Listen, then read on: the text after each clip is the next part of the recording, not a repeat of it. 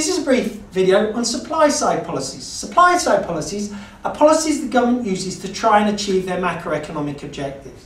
That is, low inflation, low unemployment, sustainable economic growth, and a balance of payments equilibrium.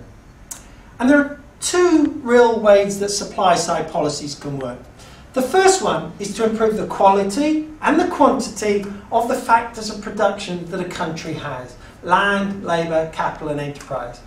And they can do this by policies such as encouraging people to work, so they could decrease the rate of marginal tax, they could decrease benefits so that people think that they need to work rather than stay on benefits, or they could guarantee a minimum wage to make working more attractive to people.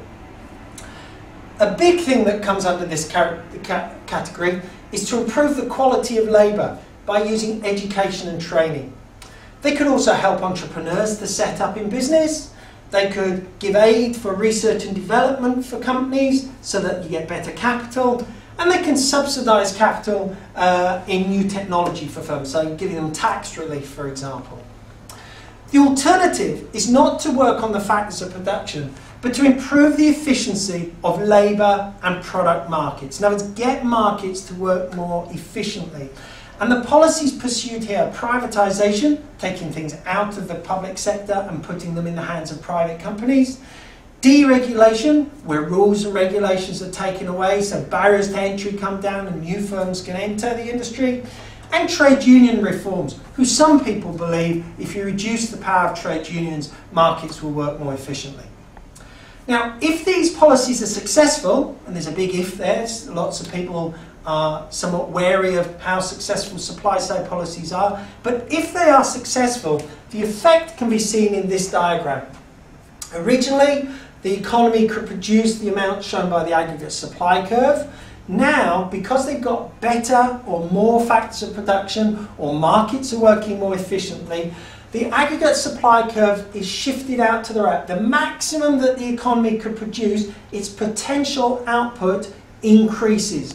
And the effect, as you can see, is that real GDP goes up, output goes up, the economy grows.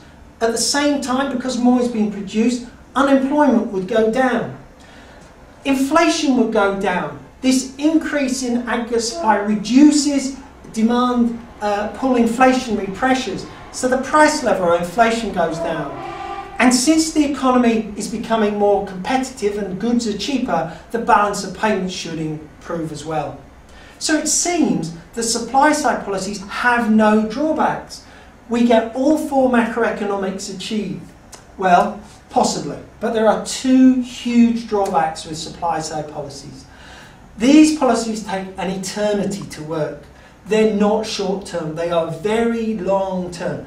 Let's take something like literacy and numeracy. If the government introduces a policy for 5, 6, 7, 8-year-olds for literacy and numeracy, it's going to be 10 years before those people are in the workforce. And that's just the first lot of people in the workforce. So we're looking at very long-term. And since they're long-term, we don't know how effective they're going to be, and the cost to the government will be very high.